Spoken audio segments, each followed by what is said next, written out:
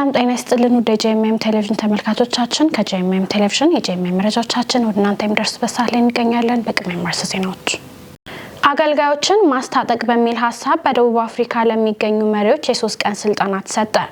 የክርስቲያን ወጣቶች የሥራ ፈጠራን ለማበረታታት የ300,000 ብር ድጋፍ ተደረገ። ከውጭ ከ70,000 በላይ ክርስቲያኖች በብራዚል የባህር ዳርቻ ለጋራ አምልኮ ተሰበሰቡ። ከመረጃዎቹ ጋር ንሱና ያሰብራችሁ ቆይታ አድርጋለሁኝ አብራችሁኑ ነው። የኢትዮጵያ ወንጌላውያን ቤተክርስቲያናት ህብረት የ50ኛ ዓመት ማሳረጋይ መሪዎችና የመጋቢያን ጉባኤ በይፋ ተከፈተ።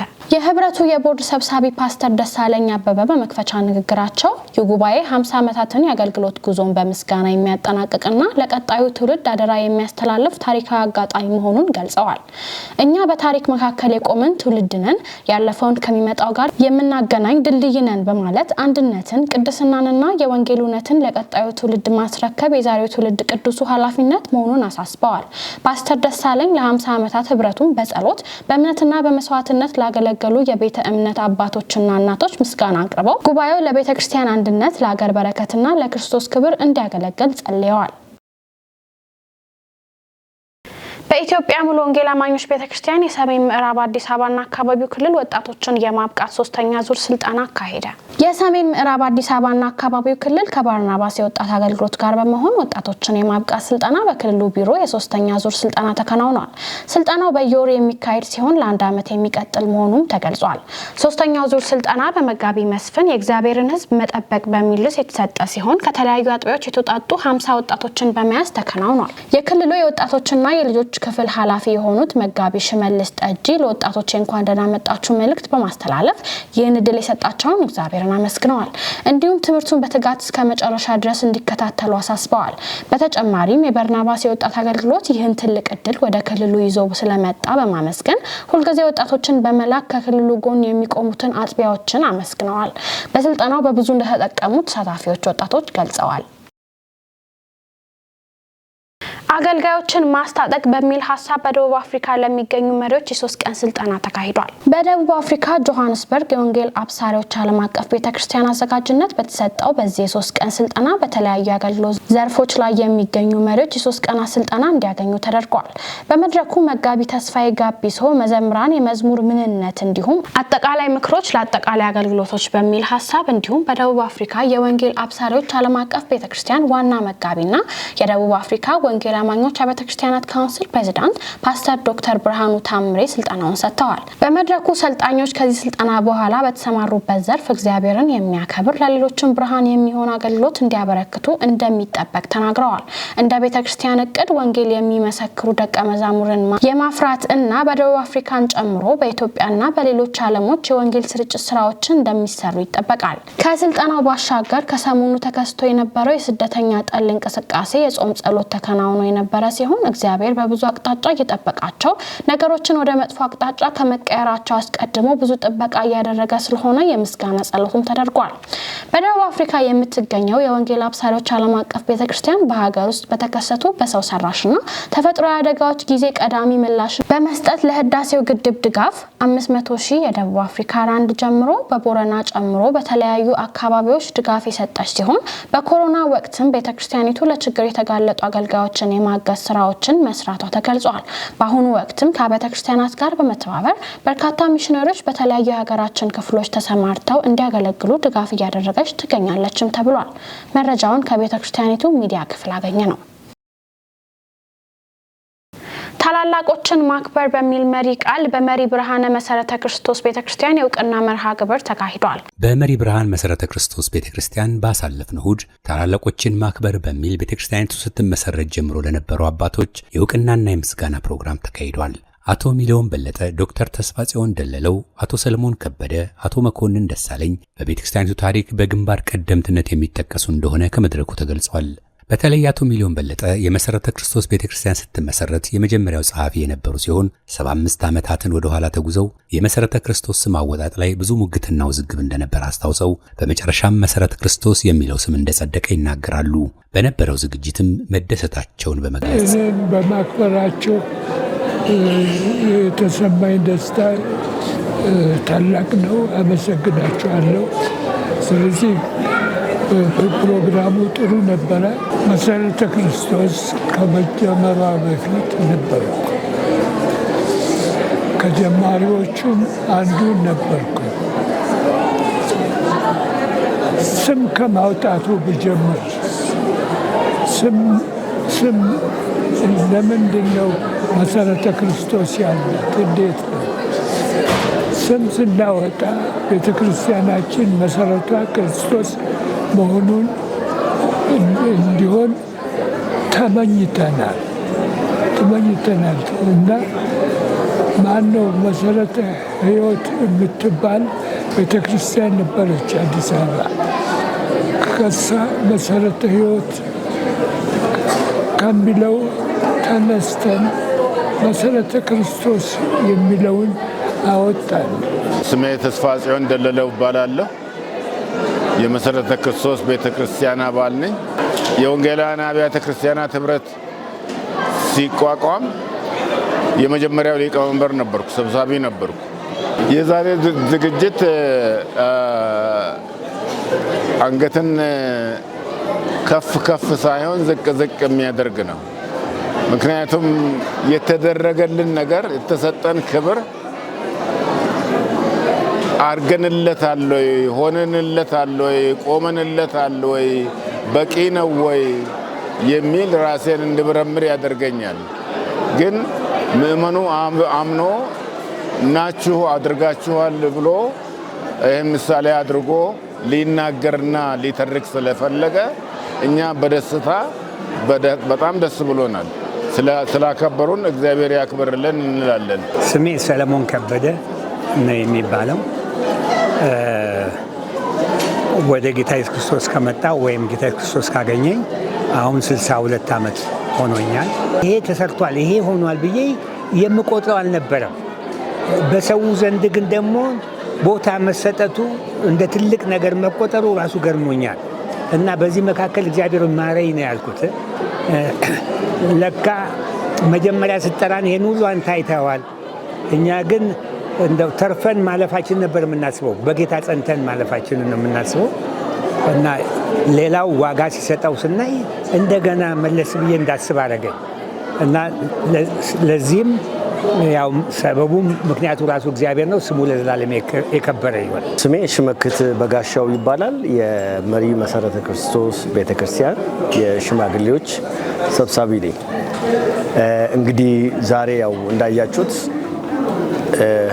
ዋናው የተሰባሰብንበት ምክንያት ዓመታዊ የመሰረተ ክርስቶስ ቀን የሚለውን ክብረ በዓል ለማክበር ነው። በዚህ ውስጥ ግን ቀኑን ሳይሆን ማክበር የፈለግነው እኛ አባቶችን ማክበር ማመስገን ፈልገናል። በመሰረተ ክርስቶስ ውስጥ ትልቅ አሻራ ያላቸው ላለፉት 50 እና 60 ዓመታት ቤተክርስቲያንን ሲያገለግሉ የነበሩ ቤተክርስቲያን ከምስረቷ ጀምሮ እስካሁን ያሉትን እግዚአብሔር ደግሞ እድሜ ቀጥሎላቸው እነሱን እንድናከብር ዛሬ በዚህ ምክንያት ነው ያሰብነው። ያው ዕብራውያን ምዕራፍ 13 ላይ እንደሚለው ዋኖቻችሁን አስቡ እንደሚል ዋኖቻችንን ለማሰብ ነው የፈለግነው። በዚህ አጋጣሚ ይሄ ሪኮግኒሽን ዋናው ሕያው የሆኑ በመሰረተ ክርስቶስ ውስጥ ብቻ አይደለም። እነኚህ ሰዎች እንደ አብያተ ክርስቲያናት፣ እንደ ሀገር እንዲሁም ደግሞ እንደ ዓለምም በብዙ ቦታ መሪዎች የነበሩ ሰዎች ናቸው። እነሱን ማሰብ በእውነት እግዚአብሔር በእነሱ የሰራውን ነገር ማሰብ ለትውልዱ ትልቅ አሻራና ምልክት ይሆናል። አገልጋዮችን በሕይወት እያሉ ማመስገንና ማክበር ለቀጣዩ ትውልድ መልካም ምሳሌነት ያለው በጎ ምግባር በመሆኑ ሌሎችም አብያተ ክርስቲያናት ይህን መሰል መጽሐፍ ቅዱሳዊ የሆነ ሥራ እንዲሰሩ ጥሪ ተላልፈዋል። የክርስቲያን ወጣቶች የሥራ ፈጠራን ለማበረታታት የ300,000 ብር ድጋፍ ተደረገ።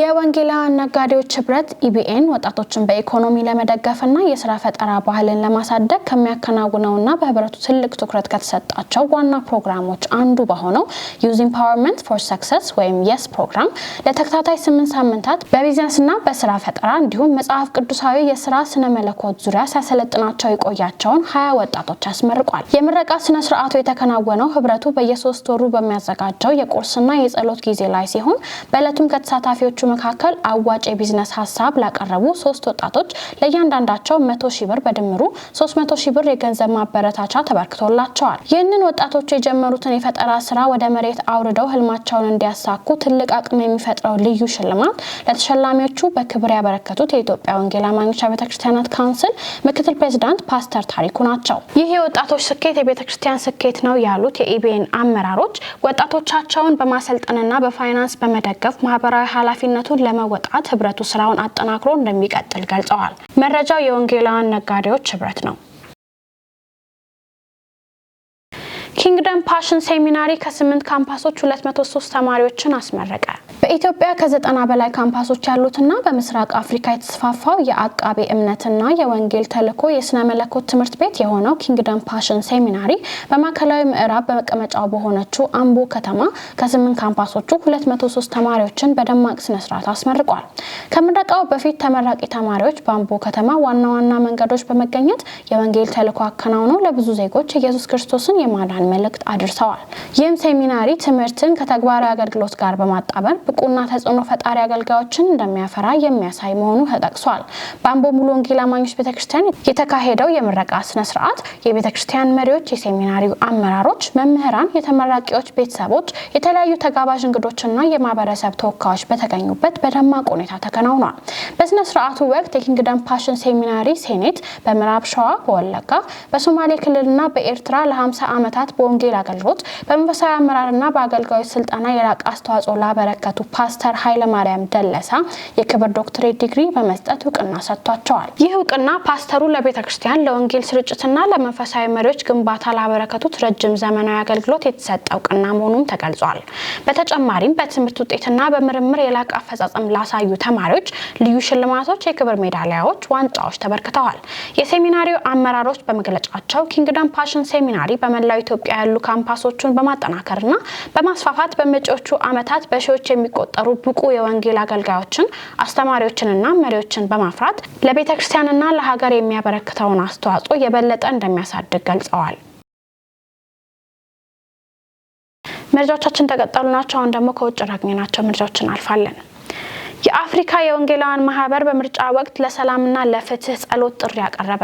በርካታ የአፍሪካ ሀገራት በሚቀጥሉት ወራት ለአጠቃላይ ምርጫ በሚዘጋጁበት ወቅት የአፍሪካ ወንጌላውያን ማህበር ኤኢኤ በመላው አህጉር ላይ ያሉ ክርስቲያኖች ለሰላማዊ ተአማኒና ፍትሃዊ የምርጫ ሂደቶች በጸሎት እንዲተባበሩ ጥሪ አቅርበዋል።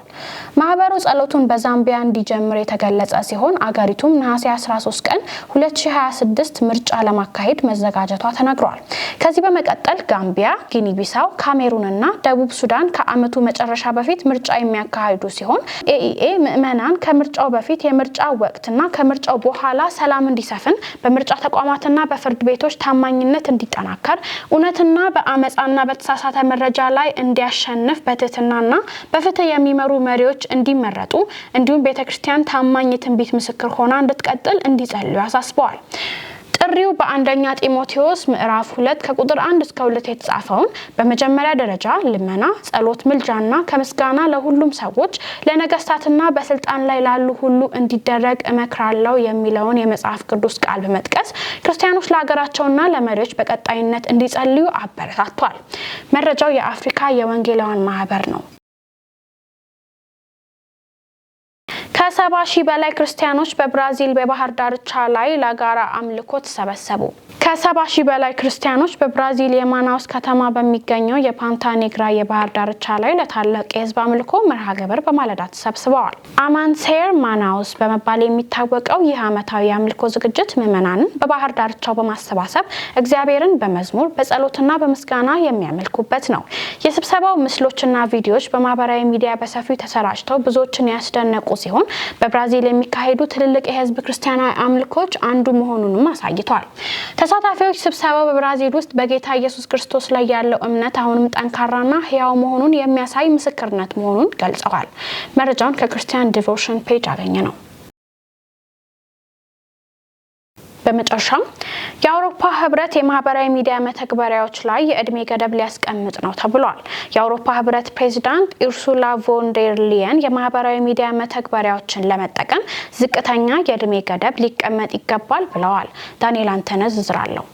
በአውሮፓ ህብረት ሀገራት ውስጥ ለህፃናት ሱስ የሚያስይዙና ጎጂ የሆኑ አገልግሎቶች የሚሰጡ መተግበሪያዎችን መለየትና መቆጣጠር ያስፈልጋልም ብለዋል። የማህበራዊ ሚዲያ መተግበሪያዎች ህፃናትን ለመጠበቅ የተሻለ ስራ መስራት እንዳለባቸውና በአገልግሎታቸው በሚፈጠሩ አደጋዎችም ተጠያቂ መሆን እንዳለባቸውም አጽንኦትም ሰጥተዋል። ለዚህም ለማህበራዊ ሚዲያ አጠቃቀም የእድሜ ተገቢ የሆነ ገደብ እንደሚያስፈልግም ግልጽ ነውም ብለዋል። ይህ ጉዳይ ህፃናት ማህበራዊ ሚዲያን መጠቀም ይችላሉ ወይ የሚል ሳይሆን ማህበራዊ ሚዲያዎች ህፃናት ሊያገኙት የሚችሉት መቼና እንዴት ነው የሚለው ነው በማለትም ተናግረዋል። የአውሮፓ ህብረት በእቅድ የተያዘው የእድሜ ማረጋገጫ አፕሊኬሽን ወይም ኤጅ ቬሪፊኬሽን አፕ የእድሜ ገደቦች ለማስፈጸም እንደ አንድ መሳሪያ ሊያገለግል እንደሚችልም ገልጸዋል። ከ3 ዓመት በታች የሆኑ ህጻናት በስክሪን መቆየት እንደሌለባቸው የገለጹ ሲሆን እንደዚሁም እድሜያቸው ከፍ ያሉ ህጻናትም ደግሞ ማህበራዊ ሚዲያን በወላጆች በአሳዳጊዎች ወይም አስተማሪዎች ቁጥጥር ስር ሆነው በተወሰነ ጊዜ ብቻ መሆን እንዳለበትም አክለዋል። ፕሬዚዳንቱ አክለውም የአውሮፓ ህብረት በመጀመሪያ የትኞቹ መተግበሪያዎች ለህጻናት ከፍተኛ አደጋ እንደሚያስከትሉ መለየት አለበትም ብለዋል። ሱስ የሚያስይዙ ባህሪያት ያላቸውና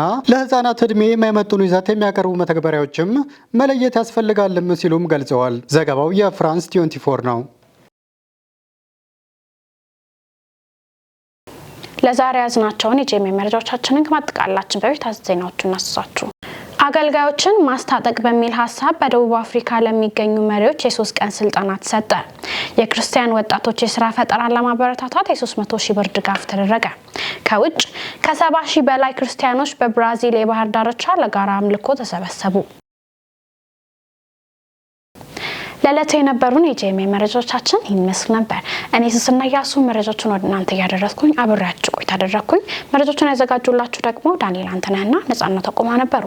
ከቀሪ የጄኤምኤም ቴሌቪዥን ፕሮግራሞቻችን ጋር መልካም ቆይታ